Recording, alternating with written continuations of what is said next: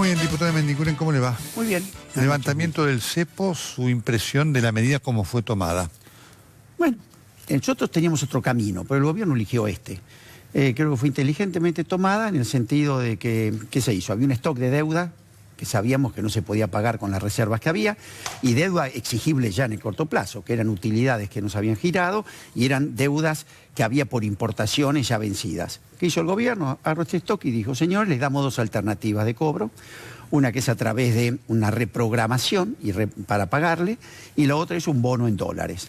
Entonces, con lo que tenía de reservas, más lo que hizo acuerdo con las cerealeras, con empresas, con bancos del exterior, el gobierno dice que va a tener un colchón para reforzar reservas entre 15.000 y 25.000 millones de dólares, lo que garantizaba de que, dejando flotar el tipo de cambio e interviniendo como dijo que lo iba a hacer, tenía herramientas como para que no pasara nada raro. Lo hizo, ¿no? Y también con otra medida importante que fue una suba muy alta de la tasa de interés, que indudablemente la gente, al ver un tipo de cambio de esta naturaleza y un premio de un interés de este tipo, son pocos los que a lo mejor tienen interés en seguir comprando dólares los particulares. Así que esa es la primera etapa, se cumplió. También me pareció positivo que ha sido una fórmula que inventamos internamente, que no nos impusieron, porque a veces cuando nos imponen sin conocer cómo es la idiosincrasia de un argentino, algo desde afuera no siempre funciona. Esto lo elaboraron técnicos argentinos con experiencia.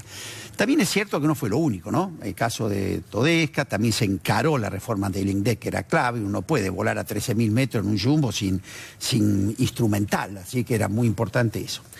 Así que bueno, ahora hay que trabajar en... Nosotros teníamos un programa de ir más con todos, un proyecto claro, correcto, más con juntos. un plan completo, que es lo que está faltando. Bueno, ahora se resolvió este tema cambiario. O sea, vamos a ver estos días cómo se comportan. Yo tengo confianza de que no va a haber sorpresas.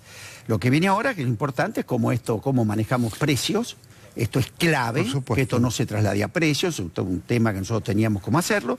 Y lo otro también, las paritarias. Estamos muy cerca de las paritarias. Acá hay dos puntos. Primero, el gobierno busca el acuerdo social empresarial. Digamos, ¿usted concuerda con ese instrumento o con esa herramienta para buscar alguna estabilidad de precios mientras se combate la inflación en sus causas? Bueno, nosotros fuimos siempre un defensor del acuerdo económico y social. Es más, invitamos al secretario general de la Organización Internacional del Trabajo, que estuvo ahora con nosotros en la convención de la UIA, vino a hablarnos de eso. El 85% de los países que son miembros de la Organización Internacional del Trabajo tienen un tipo de acuerdo. Un acuerdo económico y social amplio, menos, pero existe esa herramienta. El problema es que si el acuerdo económico y social se lo quiere solamente como un instrumento para precios y salarios, lo convertimos en una gran paritaria. Ese no es el sentido. El sentido que tiene ese acuerdo es trabajadores y empresarios, junto por supuesto con el poder político, entender hacia dónde vamos, entender el proyecto hacia dónde vamos. Y por ejemplo, el ministro Pratgay ha sido un especialista en su tiempo de lo que llama las metas de inflación. Yo creo que hay que sentarse en un plan creíble donde todos estemos convencidos que la inflación va a la baja. Ahora vamos a tener un pico, es real, pero estoy seguro que el primer semestre esto se corrige. Y lo que hay que saber es que vamos a un plan donde entre 1 y 2 años vamos a converger en una cifra. A partir de esto, creíble por los actores, como son el sector gremial y los empresarios, ¿qué es lo que se logra? Se logra también al tema inflacionario sacarle las expectativas. La inflación tiene mucho de real, porque hay problemas monetarios, porque hay problemas de inversión, pero mucho de expectativas. Algunos hablan casi de un 50 y 50. Si nosotros vamos ahora, como la Argentina, que no tenía cifras, entonces cada uno se sentaba con una sensación térmica. ¿Y qué pasa en esa situación? Todo el mundo se cubre. Por las dudas, los trabajadores piden más, los empresarios... Bueno, esto en vez de ayudar a pararlo, como pretendía Moreno, lo espiralizaba. Entonces, si ese acuerdo económico y social que se convoque sobre enero, que lo quieren convocar, permite, a través de las medidas que se anuncian, estar seguro de que juntos vamos a una inflación a la baja, va a ser muy fácil la negociación. Se puede hablar por un plazo corto, esto es un ejemplo, ¿no? Claro. De cuánto vamos a cobrar ese aumento para ver si esas variables que estamos hablando se cumplen. Ahora, el tema de precios es muy importante. Porque eso es ya y ahora.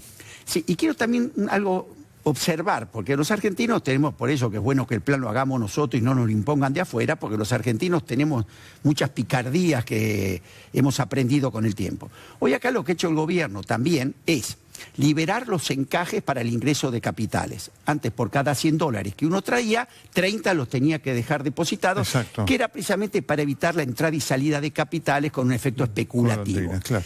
Entonces, en este momento esto se liberó, ya no hay que más tener esa retención. Ahora, si por otro lado tenemos tasa del 40% claro. y un dólar que se estabiliza, si esto se mantiene en el tiempo, es la famosa bicicleta que los argentinos la aprendimos mucho. El dólar lo cambia a pesos, el dólar estable, 40%, son 40% en dólares. ¿Qué pasa? Que ese capital, cuando después ve la amenaza, es el primero que eso va y nos deja el problema. Esto aprendimos mucho, es bueno que lo evitemos, que esta tasa sabemos que puede ser de emergencia para talmar esto, pero no puede permanecer en el tiempo.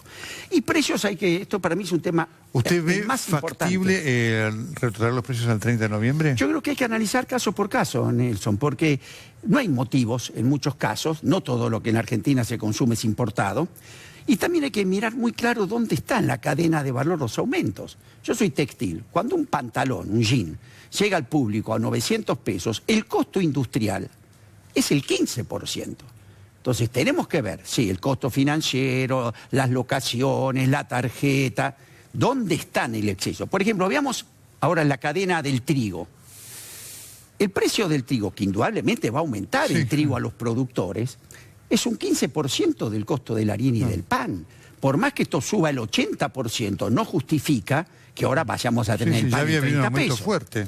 Usted fíjese, cuando el trigo hace 3 años llegó a estar a 4.000 pesos la tonelada, una tonelada a 4.000 pesos, el pan a 25 pesos.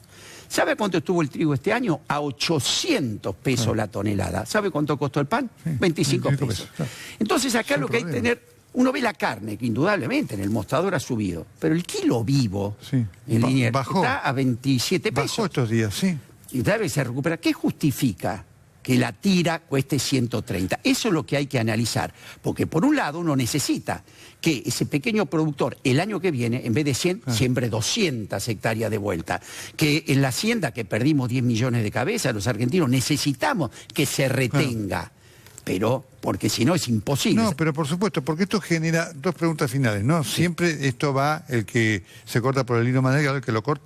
El que lo paga es el asalariado, porque al campo le sacaron las retenciones y demás, al asalariado no le subieron, ahora le van a quitar el mínimo no imponible, pero no termina de compensar eso, y es un elemento clave, ¿no? Si perdemos poder, si con toda esta medida, que es lo que a nosotros más nos preocupa, perdemos poder adquisitivo del salario, lo que todos tenemos claro que se cae el mercado. El salario es el motor del mercado. Frondizi decía, nadie compra una máquina para producir lo que no vende.